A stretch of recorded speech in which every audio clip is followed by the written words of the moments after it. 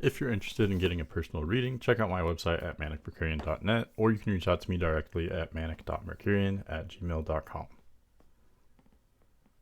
Welcome to your astrological forecast for the week of Monday, February 13th through Sunday, February 19th, 2023. This week, the sun is changing signs. It will leave Aquarius and enter Pisces. So that's definitely the highlight of this week. So happy birthday, Pisces. This is the start of your month. It is your time to shine. That also goes for anyone who has strong Pisces placements, not just the sun. But yeah, let's talk about Pisces a little bit. So Pisces is the last sign of the zodiac. As you probably know, it's the 12th sign. There's a lot of ramifications that come with that, and really a lot of heavy ramifications, I think, because Pisces, more than any other sign, is tasked with the ultimate ending of the entire zodiac. The whole phase, the whole story ends with Pisces. So that's where some people say Pisces is almost like a combination of all the other signs. There are so many different themes involved with Pisces. It's almost like like right before death, like in a near-death experience, your life flashes before your eyes. That's kind of like what Pisces is. Pisces it's not just the ending; it's also a culmination of the whole cycle. So there are themes that have been explored throughout the whole cycle that kind of reappear in a condensed version in Pisces, if that makes sense. If that sounds convoluted and abstract and weird, then you're probably understanding it, because that's exactly what the nature of Pisces is. Other than that, Pisces is the mutable water sign. So again, that's where you get this complete lack of structure. On the one hand, that can be very freeing. There's so much room to explore and try different things and explore different, feelings, attitudes, and vibes. But on the other hand, I think this can be chaotic. Pisces can be very chaotic. There's no structure. There's no rhyme or reason. There's nothing steadfast about it. Pisces is ruled by the fish, so it's slippery. Unlike the other water signs, Scorpio and Cancer, Pisces it doesn't have a shell. You know what I mean? So the other water signs, they at least have a hard shell with a soft interior. Pisces, being the fish, is soft on the inside, soft on the outside. It's completely soft. It's slippery. It slips through your fingers. So with the sun entering Pisces, we all explore these themes in different ways. You can always look to where Pisces falls in your chart to see how this will affect you personally. But in general, we all experience that kind of lack of clarity, I think. In some ways, Pisces is almost like a fog or a mist. It's almost like a dream, kind of, where you don't really fully understand what's happening until after the transit ends. When Sun enters Aries, then you can kind of wake up and go, what was that? And maybe understand in a more clear kind of way, in a more linear kind of way. But there is definitely a lot of intuition and spirituality that can come with Pisces as well. I think that's where you get this kind of double-sided nature of confusion and delusion with Pisces, but also the potential for spiritual enlightenment and clarity, and really, really strong intuitive abilities as well. Okay, but other than that, we do have a third quarter moon this week as well. This will happen at 24 degrees Scorpio, and that's actually how we're going to start off the week on Monday. So that's really I would say a pretty dramatic way to start the week. But yeah, definitely a lot to talk about. So let's just kind of get into it here. Okay, so starting out the week on Monday, February 13th, we do have that third quarter moon I just mentioned at 24 degrees Scorpio. This means that moon at 24 degrees Scorpio will be squaring the sun, which is at 24 degrees Aquarius. I talked about this a lot in my last forecast because we'll already be feeling the buildup of this third quarter moon throughout the weekend, but Monday is where it happens precisely. Technically, Eastern Standard Time, it happens late morning in that time zone. But okay, so what does this mean? So third quarter moons are always a crisis in consciousness. They're always great times for action, or if you want to initiate something, some kind of physical change. Third quarter moons are also very psychological, though, so it could be a change in your perception or some kind of mental or philosophical change as well. So it can definitely be very physical, but it can also be more mental or psychological as well. Specifically with this third quarter moon, it is happening in Scorpio, so this can bring about some really volatile and intense emotion for sure. We can also look to where the sun and the moon are for this. So sun in Aquarius, moon in Scorpio. These are very different signs, but some of the shared themes are that they both involve countercultures and things that may be viewed as weird, unusual, um, that kind of thing. Underdogs, minorities, things of that nature. So I was saying, for the weekend, as well as Monday, these are great energies for flying your freak flag, as they say, or flaunting some of your eccentricities. We all are weird in one way or another. We all have quirks. So this is a great time for being bold about these things, not shying away from things that may be a little bit weird or out of the box. But yeah, other than that, great time to start something or change something, or like I always say, quarter moons in general demand activity. Basically, they demand change. So even if there's nothing in your life that you want to change or start, if you could at least be maybe a little bit physically active today, I feel like a doctor or something. Of course you can do whatever you want to do, but I just throw out these suggestions because I know that quarter moons can be stressful or anxious. But if you are initiating something or being active in some way, it can help to avoid some of that stress, because these things don't have to be stressful. It's just a time of change and activity, basically. One other thing, I think it's one other thing, but one other thing I wanted to talk about with this third quarter moon is that the moon will be an orb of trines with both Neptune and Pisces today. So moon at 24 degrees Scorpio, when it makes this square, at the same time it's also trining Neptune at 24 degrees Pisces, and then still with an orb of that trine to Venus at 21 degrees Pisces. So this is bringing in even more kind of watery, emotional vibes and themes. This could be a great day for delving into spirituality or intuition, kind of, tapping into what you feel, sort of, whether that be emotional or intuitive. All of that could be strengthened today as well. Okay, and then very late in the day, it's actually so late that technically it might be early Tuesday, depending on your time zone, but either late Monday or early Tuesday, moon will actually leave Scorpio and enter Sagittarius. So that will definitely shift the vibe as we get into Tuesday. Okay, so for Tuesday, February 14th, Valentine's Day, moon will be in Sagittarius. I actually really like this for Valentine's Day. Usually Valentine's Day is not properly or not appropriately placed astrologically, because the sun is always in Aquarius, and Aquarius probably more than any other sign really does not feel comfortable expressing emotion. So it's kind of a bizarre time to put Valentine's Day. I really think that whoever set Valentine's Day for February 14th either wasn't aware of astrology, or they did this as like a prank or something, because it really doesn't make any sense. Aquarius likes to treat everyone the same way. It likes to be very objective and correct, like factually correct. So why would we have Valentine's Day there, where we're supposed to show our very subjective emotion? We're supposed to treat one person special, or maybe multiple people, whatever. But that being said, all that is still true on some level this year. But we have moon in Sagittarius, which I think is really beautiful, because moon is stepping into a sextile with the sun, so this brings about some harmonious energy. I'm sure if you listen to my forecast, you've heard me talk about this. But specifically, the moon is in Sagittarius, and moon in Sagittarius is such a romantic and kind of larger than life energy. It likes, those displays of emotion or affection. It likes being a little bit dramatic, and because the moon represents how we all sort of feel on a collective level, I do think this can help kind of bring about a little bit of spontaneity and some fun, some flair, some passion. Very appropriate for Valentine's Day if you're in a country that celebrates that. So yeah, I do think that's kind of beautiful, and it kind of sets up a nice vibe just for the day in general as well. Also, specifically, the moon does make some aspects that are pretty nice. I don't usually talk about aspects that the moon makes with the other planets, but these look really nice, so I couldn't really help myself. So you can see here, noon Eastern Standard Time, moon is at 8 degrees Sagittarius. It makes a trine to Jupiter at 8 degrees Aries.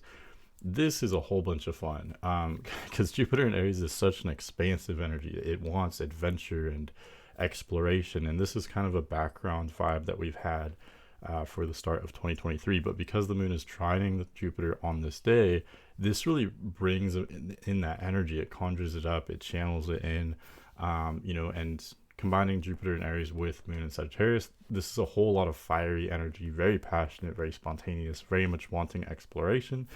So this is kind of, it's kind of different. Like I said, usually this time of year is just Aquarius. It's middle of winter. It's kind of dry and cold, not only literally speaking, but also figuratively, astrologically. It's dry, it's cold, it's a time for kind of long-term planning, and it can be, honestly, like, it can be kind of dull. There's definitely a lot to take advantage of with those energies, but it's a time for being logical. So it can be kind of difficult, I think, depending on your astrological makeup. But this week we have Moon in Sagittarius trining Jupiter in Aries. This brings about a lot of fire that we wouldn't usually experience at this time of year. So I do think that can be invigorating, uplifting, energizing.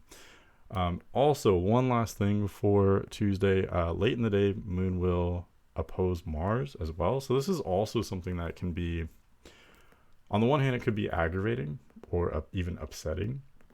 But on the other hand, this can also be motivating. We're channeling in the Mars energy now, Mars in Gemini, which wants us to be competitive, maybe kind of debating, very witty. So that can kind of go either way. Mars is a malefic. It is kind of a troublemaker, so that could, I don't know, bring things to a boiling point in the evening, especially if they're already kind of set up for that, if that makes sense. But like I said, on the other hand, it could just be witty, charming, motivating energy as well. All right, so for Wednesday, February 15th, Moon continues on through Sagittarius. Excuse me. I'm always like gesturing as I do these things, so I just hit my pen against the desk. I don't know if you heard that, but I need to tone down my gesturing. Okay, so for Wednesday, February 15th, Moon continues through Sagittarius, and it will actually make that exact sextile aspect with the Sun today. So again, this is really beautiful. Sun in Aquarius with Moon in Sagittarius, these energies blend together very well. This creates kind of like a charming atmosphere for the day. Good vibes, good moods. Let's see what else. I also, just delving into this more, Sun in Aquarius, Moon in Sagittarius, these energies are different enough to be kind of well-rounded when put together, but they're similar enough to blend together easily. Sun in Aquarius, on the one hand, is dry, calculating, holistic, logical, but on the other hand, it is rebellious and kind of provocative. And when we combine that with Moon in Sagittarius is kind of similar too. It has that logical, kind of cerebral, academic side, but it also has that party animal side to it, or that rowdy, even belligerent aspect to it. So combining both of these, I think, is a lot of fun, personally, subjectively. It creates an environment where you can kind of go either way. You can either be set on learning and being very kind of highbrow, having deep conversations, being kind of philosophical, or if you wanted to go more animalistic, more party animal, belligerent, just kind of rowdy, being kind of experimental or weird. All of that is what is supported by this aspect between the Sun and the Moon. And I always say, when the Moon is sextiling the Sun like this, if you do see it, I think it literally looks beautiful. It'll be a waning crescent moon if you do get a chance to see it today. One aspect for Wednesday is Venus conjoining Neptune. This will happen at 24 degrees Pisces. I think this is very, very interesting, considering we have it only one day after Valentine's Day. I mean, it's interesting anyway, even without the holiday. But very particularly interesting for that holiday, because Venus, as you probably know, has to do with love, pleasure, desire, etc. Definitely, in line with Valentine's Day. But here for one, it's exalted. So there's definitely a lot of strong Venusian energy. This means that we can easily access the pleasure, the desire, the love, etc. But here, as it conjoins Neptune, this means it's married with Neptune. It's conjunct. They're almost one and the same. They're in the same exact place in the sky. So this taps into the delusion and confusion that comes from Neptune, especially considering it's in Pisces. Both of them are in Pisces. Okay, so what does that mean? So that means, on the one hand, we can tap into kind of larger than life romance and pleasure. This is almost like the energy for falling in love, kind of, but what happens when you fall in love? It's essentially a fantasy. You're seeing things as better than they actually are. There's no way you can properly quantify what you're experiencing. I hate to break it to you, but it's true. So, so I think that's the challenging part of this. Yes, everything is soft and fluffy and beautiful. This is Venus and Pisces. These energies are so easy to work with, but on the other hand, they can be difficult in the sense that you don't know if it's real or not. How real is this pleasure? When you strip away all the like cotton candy and like clouds and such, is this actually real? Maybe it is real, or maybe it's not, or maybe it's something different than what it appears. There's no way to truly know until after this aspect. Hopefully that kind of makes sense, but that's really how I see it. That's the trouble with Neptune and Pisces. And this is my personal opinion. I think Neptune is the most difficult planet to work with because there's no way to understand what's happening. You have to just kind of go with it. You have to accept it.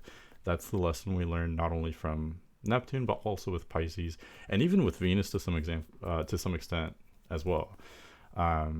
You have to just go with it. Don't stress too much about it. I think of course it's always good to have boundaries and not get carried away with escapism or having feelings that aren't based in reality. Like, of course we have to be grounded and stable and have boundaries, but we also equally have to just accept that ultimately we don't know what's going on. We don't understand the full extent of what's happening. Okay, so for Thursday, February 16th, Sun conjoins Saturn today at 27 degrees Aquarius.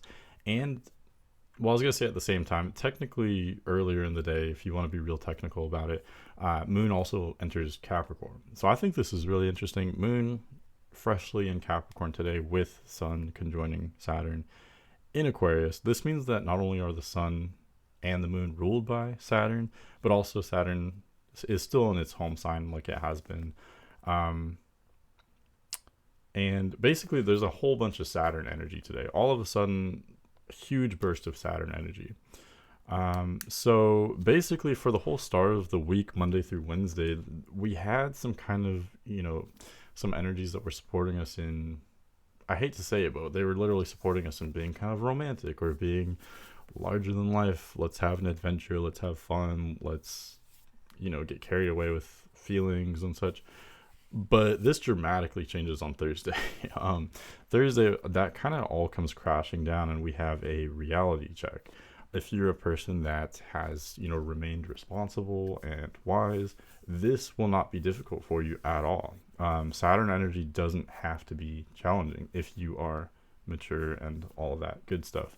But if you are a person who is, getting carried away, maybe indulging too much the first half of the week, really, or if you were, getting lost in feelings that were not based in reality, this is going to be real difficult for you. This can be stressful, boring, dull. It's a very heavy energy that comes with Saturn.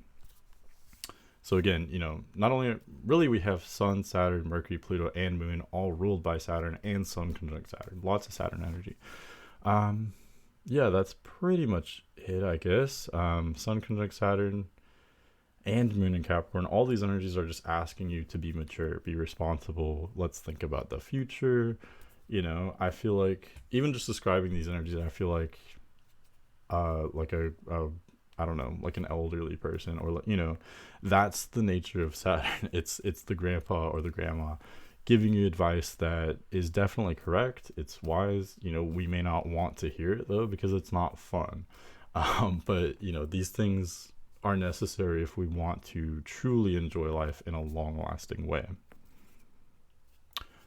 Quick shout out here too. Mercury does square the nodes today. I actually debated even bringing this up. But this basically means, it's kind of a weird one to interpret. The 2 points that are halfway between the nodes, or that, in other words, they square the nodes, they basically represent kind of a turning point. And this is very subtle. It's not something that, you may experience very viscerally. That's why I debated bringing it up. But this means that in terms of the mental energy, the communication, the information that we're coming across, we're at kind of a shifting, like a turning point in those areas. I'm just going to leave it at that because I don't want to go on for too long about that. All right, for February 17th, Moon continues through Capricorn, so we're still continuing to be very realistic. This is difficult. Moon is in detriment in Capricorn. The reason why it's difficult is because Moon represents how we feel, and it's easier to go with, to honor how we feel in the moment and to, find, what's it called? Like immediate satisfaction, immediate pleasure. But when Moon's in Capricorn, we can't really do that. Moon in Capricorn is supporting us being, a little bit more forward thinking, thinking about the future, maybe prioritizing the far future and our future satisfaction over our current comfort levels. Does that make sense? And combining this with this heavy Saturn energy, Sun in Aquarius, Sun is still close to the conjunction it made with Saturn one day prior. So we're still currently in the midst of this energy it's still asking us to be realistic. What are your goals? What are your commitments, your obligations? Be real with yourself. Where do you see yourself in 3 years or 5 years or 10 years or whatever? All that kind of stuff. Be responsible, be mature, be wise. As long as you are those things, like I say, these don't have to be difficult times. These energies are just asking for us to be responsible, basically. Okay, enough of that though. We do have one aspect for Friday. Mercury sextiles Jupiter. So Mercury at 8 degrees. Actually, let me check this. Mercury at 9 degrees Aquarius, sextiling Jupiter at 9 degrees Aries.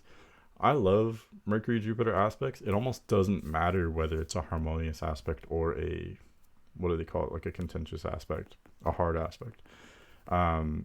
This is a sextile, so this is harmonious, but it almost doesn't matter because Mercury and Jupiter, Mercury represents the mind, the intellect, learning, communication, information, etc.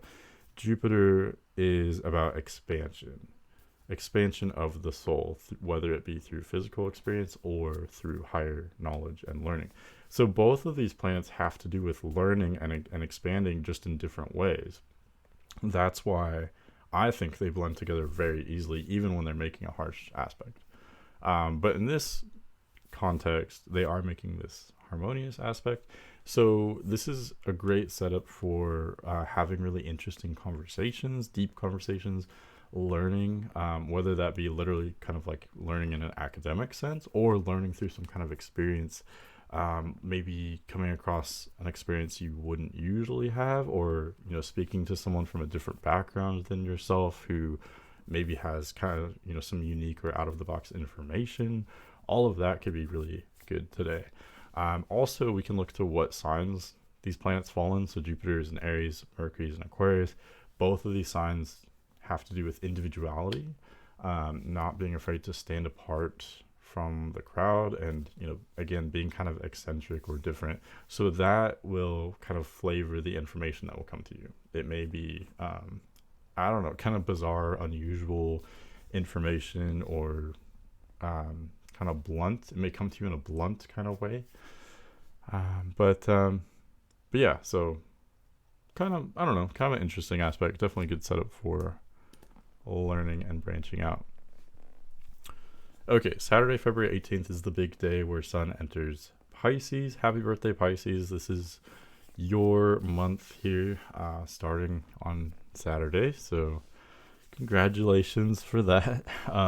Otherwise, Moon does, I'll talk more about that in just a second. But besides that, Moon does leave Capricorn and enter Aquarius. I did want to mention that there is kind of still a lot of energy in Aquarius.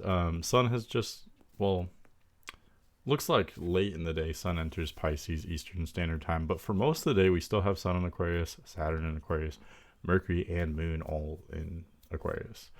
So where does Aquarius fall in your chart? That will represent the part of your life that you'll probably have a lot of activity in. What else? Yeah, a lot of busyness, a lot of focus there, a lot of feeling there. Aquarius is the sign that has to do with groups, Also kind of complex ideas, society and things like that, the far future. So that is generally the focus for most of the day Saturday. We're also gearing up for a new moon, or I should say winding down for a new moon, because the moon is basically totally dark at this point. There's no light there. As we approach the new moon, it's the end of the lunar cycle. So this is a great time for accessing spirituality, also for just resting, things of that nature, because we're closing out that cycle. We're coming to an end before the new beginning that will happen with the new moon in just a couple days. Okay, but yeah, late in the day we do have Sun entering Pisces, so that is definitely exciting. To me, this represents the final phase of winter for the Northern Hemisphere. Not only just for winter, but also for the entire zodiac, like I mentioned in the intro. So this is an ending, and I do think this is difficult. I think Pisces energy is kind of objectively difficult for most people to experience. Of course, if you have a lot of Pisces energy in your chart, or if you have a lot of water placements in general, this is going to be easy for you. You readily access this kind of emotion and intuition. This is what you're all about. But I think for most of us, water energy, and specifically Pisces, is difficult because we don't like endings. As humans, we like beginnings, or we like keeping things the same. We don't like endings. And also there's this huge amount of change that comes with Pisces too, and we don't tend to like change. We want things to just keep going on forever. So although this can be discomforting, this is necessary. This is just as necessary a part of the cycle as any other part. They all are needed to be there to function. Basically, this is how the whole cycle works. So and Pisces specifically is a great time for integration. That's what you need to do before we get into Aries, which is all about starting things. And you have to rest, you have to integrate, and I think I could approach this by saying, why do you think Aries is so confident? Why do you think Aries is so ready to take on the world? It's because of that work that is done in Pisces. Pisces is almost like it's not just a closing of one cycle, it's also the allusion to the next cycle. Not illusion, but allusion. It's the prep work, it's the integration, it's the breath in before the breath out. That is Aries. Does that make sense? So this is actually very important. This is a great time for resting, relaxing, integrating. What else? You could see this through the natural cycles of the seasons. At the end of winter, things may be warming up slightly, but nature is still very quiet. This is really a time of resting and contemplation. This is the final phase of winter, which is all about manifesting what will come in Aries, what will come in spring. That's going to be the time for action. So before that, just think about what you want this year to be. What are your goals? What are your intentions? What are your dreams, aspirations? Really, Capricorn, Aquarius, and Pisces are all about these things in different ways. Pisces is just the more emotional, more spiritual side of manifestation, and that in many ways is the most powerful part. Okay, I'm just gonna leave it at that. That's my spiel for Pisces. But going forward to Sunday, February 19th, moon continues through Aquarius, so we're right on the precipice of that Pisces new moon. We're not going to have it in this week's forecast, but we will get that early next week. But we're just on the cusp of that. We're just on the edge of that new moon. So things still are winding down. Today specifically is a great day for resting. I think this is actually perfect for a Sunday. This looks like a time of resting, relaxing, contemplating, integrating. This could be a great time for doing things that are methodical, or things that allow your mind to relax. So things things that involve, I'm trying to think, like a walk around a pond or something. That's the first thing that came to mind. Or it could even be something very physically active, but as long as it allows your mind to rest. Or could be anything, could be any kind of sport, game, especially if it's more leisurely, not like too intense or competitive, like golfing or something, or some kind of artwork, creating something with your hands, or even some kind of chores kind of fit into this too. But all these types of activities, or cooking, gardening, things of that nature, all these types of activities are absolutely necessary for integration and for intuition to build. And I think we all have some kind of activity, or probably multiple, that fit into this. It doesn't matter what kind of personality type you have or what kind of person you are. There's something you do. I think it's absolutely crucial to every single person. There's something you do that fits into this. So hopefully your mind has gone to that, because that's what I would suggest doing for Sunday. Also, on another level, even like sleeping, getting good rest today, I think would be very important. It's always important, but especially for Sunday, February 19th. One aspect for Sunday, before we wrap up this forecast, Venus, right before Venus enters Aries, which it will do on Monday, I believe. But right before that, Venus on Sunday is at 29 degrees Pisces, so it makes a sextile to Pluto, which is at 29 degrees Capricorn. So this is interesting. Venus continues to be exalted, definitely a lot of Venusian energy, that pleasure, desire, love, abundance, aesthetics. All of that is heightened in Pisces. And with Venus in Pisces, it shows that we're still valuing pleasure that comes to us emotionally or spiritually. So that's Venus in Pisces, but now we're combining that with Pluto and Capricorn, which is much more intense, dark, mysterious, rigid, complex. I think having Venus sextile Pluto can bring about infatuation and obsession. That's kind of what you get. Venus plus Pisces Venus plus Pluto, especially involving Pisces, equals obsession, lust or infatuation, desire that is too strong, maybe. Well, I shouldn't say it in a judging way. Basically, very strong desire, very extremely strong motivation that borders obsession. So, this is a sextile. It is still kind of harmonious. So maybe this could just represent, I don't know, desiring things that are intense in nature, or desiring.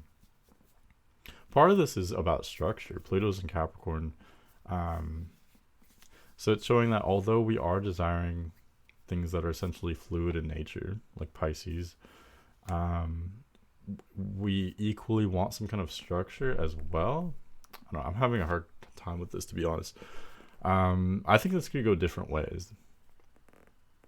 Let's see, I'm trying to think of another way this could go.